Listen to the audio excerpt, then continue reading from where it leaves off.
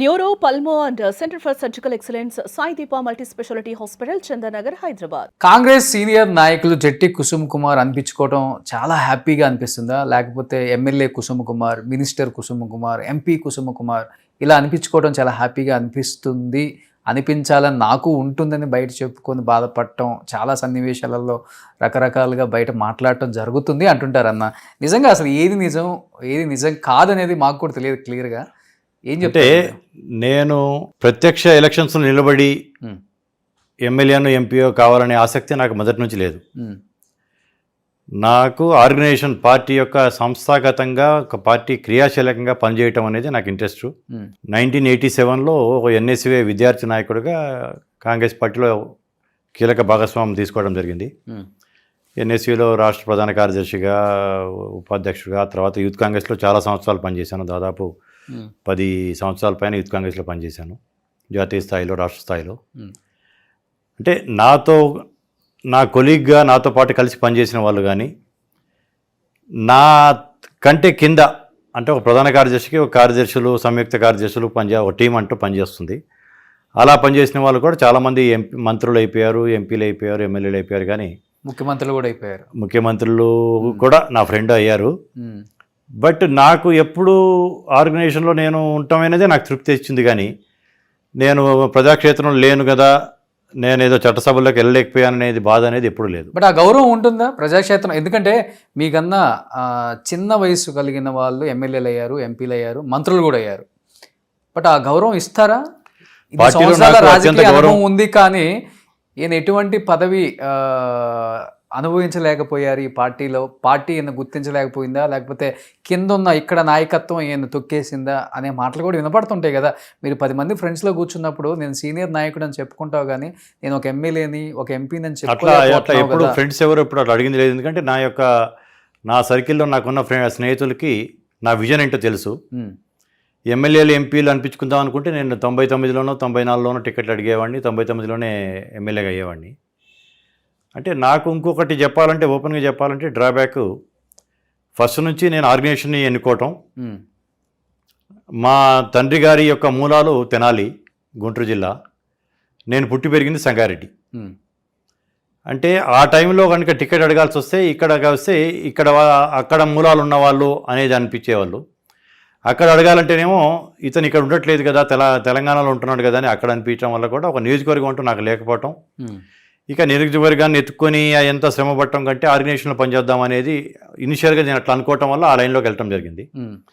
But there is no regret. పార్టీలో నాకు ఉండే గౌరవం నాకు ఉంది. అప్పుడు ఉమ్మడి ఆంధ్రప్రదేశే కదా, ఎక్కడైనా ఉమ్మడి ఆంధ్రప్రదేశ్లో అవకాశం కూడా ఉంది, 2 చోట్ల అవకాశం ఉంది. అప్పుడు ఇక్కడ అవకాశం లేదు. ఇప్పుడు నియోజకవర్గాలు కూడా అప్పుడు అంత ఇది కాలేదు, డీలిమిటేషన్ కాలేదు. ఇక్కడ ఉన్న దాంట్లో కూడా లేదు. ఆర్గనైజేషన్లో నాకు ఒక నియోజకవర్గం అంటూ ఒక పట్టు అనేది నేను పెంచుకోకపోవటం, ఇక నాకు కూడా ఆర్గనైజేషన్ మీద ఇంట్రెస్ట్ ఎక్కువ ఉండటం వల్ల ఎక్కువ టైం నేను ఆర్గనైజేషన్ కేటాయించడం తోటి కూడా నేను ఆ లైన్ తీసుకోవడం జరిగింది. ఆ లైన్ తీసుకోవటం వల్ల నాకు తృప్తి మిగిలింది, కానీ నాకు గౌరవం అయితే నాకు ఉంది. మంత్రులైనా ఎవరైనా కానీ నాకు ఇచ్చే గౌరవం నాకు ఇస్తున్నారు. పార్టీలో నాకున్న సీనియారిటీ నాకు ఉంది, చాలామంది కంటే సీనియర్ని. ఆ గౌరవమే చాలు నాకు అనేది నాకు ఉంది. ఓకే. రాజశేఖర రెడ్డి గారు కనుక చనిపోకపోయి ఉంటే డెఫినెట్గా 2010లో నేను రాజ్యసభ అయి ఉండేవాడిని. ఆయన నాకు మాట ఇవ్వడం కూడా జరిగింది. సరే, ఇప్పుడు రాజశేఖర రెడ్డి గారు లేకపోయినా కానీ కేవీపీ గారు ఉన్నారు, ఆయనే సాక్ష్యం నేను ఎంత సన్నిహితుని రాజశేఖర రెడ్డి గారికి అనే దానికి. ఒక్కొక్కరికి కొన్ని సంఘటనలు కొందరికి అవకాశాలుగా మలుచుకొని వాళ్ళకి అవకాశాలుగా అంది వస్తుంటాయి. కొన్ని సంఘటనల వల్ల కొందరు నష్టపోతుంటారు. ఓకే. అలా రాజశేఖర రెడ్డి గారి యొక్క మరణం రాజకీయంగా నాకు కొంచెం ఇబ్బంది అయింది. సో స్కూల్లో ఒకటే బెంచ్ మేట్స్, ఇద్దరు బాగా తిరిగారు. ప్రజెంట్ ముఖ్యమంత్రి రేవంత్ రెడ్డి గారు, ఒకటే కాలేజీ, హైదరాబాద్లో మీరు తిరగని గల్లీ లేదు. అలాంటి ఫ్రెండ్ రేవంత్ రెడ్డి గారు మీకు. అలాంటిది ఇప్పుడు రాజశేఖర రెడ్డి గారు అంటే కొంత ఏజ్ గ్యాప్ ఉంది కాబట్టి బహుశా మీ ఇద్దరి మధ్య కొన్ని ఇష్టాలు చెప్పుకునే దాంట్లో, లేకపోతే ఆయన వినే దాంట్లో కొన్ని తారతమ్యాలు ఉండొచ్చు. బట్ రేవంత్ రెడ్డి గారు ఇంత క్లోజ్ ఫ్రెండ్, చిన్నప్పటి నుంచి చూసిన ఫ్రెండ్, మరి ఎందుకని ఆయన రాజ్యసభ ఎమ్మెల్సీఓ మీకు కేటాయించలేకపోయారు అంటే ఏం చెప్తారు? అంటే కొన్ని అవకాశాలు అనేది కొందరికి తేలిగ్గా వస్తుంటాయి, కొందరికి కొంచెం లేట్ అవుతుంటుంది. అంతకుమించి రేవంత్ రెడ్డి గారి యొక్క ఆయన చేయాల్సినంత సపోర్టు ఢిల్లీలో చేశారు. బట్ మా సామాజిక వర్గం నుంచి ఒక ఆమెకి ఇవ్వటం వల్ల నేను ఆ టైంలో నాకు రాకపోవడం జరిగింది. ఇక కాబట్టి నేను ఇదే ఖాళీగా ఉన్నట్టు కనిపిస్తుంది, కానీ నేను ఆర్గనైజేషన్లో బిజీగానే ఉన్నాను. రాష్ట్రంలో రెండో అతిపెద్ద స్థానం పార్టీలో చెప్పాలంటే వర్కింగ్ ప్రెసిడెంట్.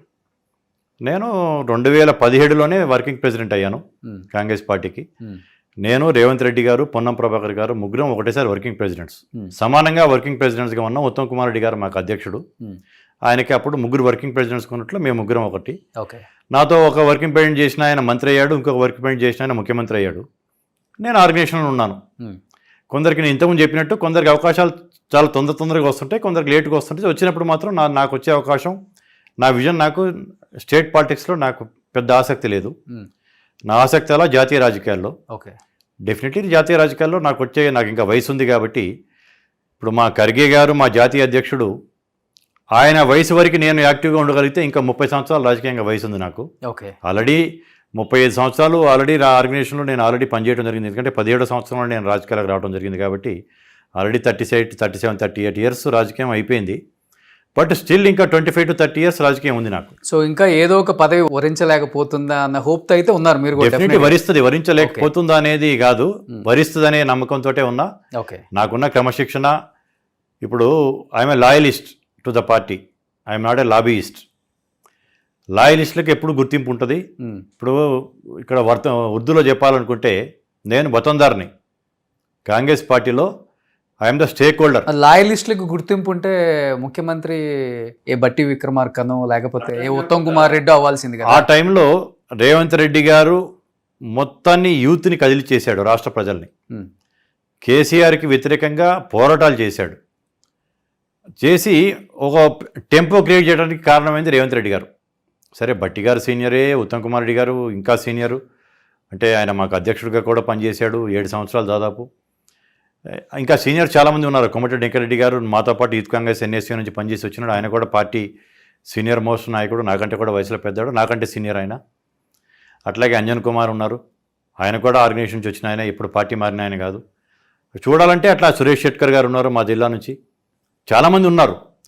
బట్ ఎవరైతే కేసీఆర్ని ఢీకట్టగలిగి కేసీఆర్కి వ్యతిరేకంగా ప్రజాక్షేత్రంలో ప్రజా శ్రేణుల్ని, ముఖ్యంగా యువతని కదిలించగలిగాడు అంటే అది రేవంత్ రెడ్డి గారు. కావటం వల్ల రేవంత్ రెడ్డి గారి యొక్క కృషి, ఆయన త్యాగం, ఆయన పోరాట ఫలితం ఉంది కాబట్టి రాహుల్ గాంధీ గారు ఆయనకి ఒప్పుకుంటున్నారు. 31 సంవత్సరం కాంగ్రెస్ సీనియర్ పార్టీ నాయకులు అయినప్పటికీ కూడా మీరు రేవంత్ రెడ్డి గారి వల్లే కాంగ్రెస్ ఉనికి చాటుకుంది, కాంగ్రెస్ మళ్ళీ బతికింది తెలంగాణలో అంటే బికాస్ ఆఫ్ రేవంత్ రెడ్డి గారు అని ఒప్పుకుంటారా? డెఫినెట్గా ఒప్పుకోవాల్సి వస్తుంది. దాంట్లో ఎటువంటి శశభిషలు లేవు. కాంగ్రెస్ పార్టీ సంఘటితంగా పోరాటం చేసింది, కానీ ఆ సంఘటిత శక్తికి నాయకత్వం వహించింది ఎవరు అంటే రేవంత్ రెడ్డి గారు. కాబట్టి ఆయనకి ఆ ఫలాలు దక్కాల్సిన అవసరం ఉంది. ఆయన కష్టానికి ఫలితం దక్కింది. హైకమాండ్ కూడా ఆయనని గుర్తించింది. తను కూడా నా వయసు అతనే, ఇంకొక 30 ఏళ్ళు మినిమం వయసు తనకు కూడా రాజకీయంగా ఉంది. డెఫినెట్లీ జాతీయ స్థాయిలో చాలా కీలక నాయకుడిగా ఎదుగుతాడు. సుమన్ టీవీలో మీ పర్సనల్ అండ్ బిజినెస్ ప్రమోషన్స్ కోసం కింది నెంబర్కి కాంటాక్ట్ చేయండి.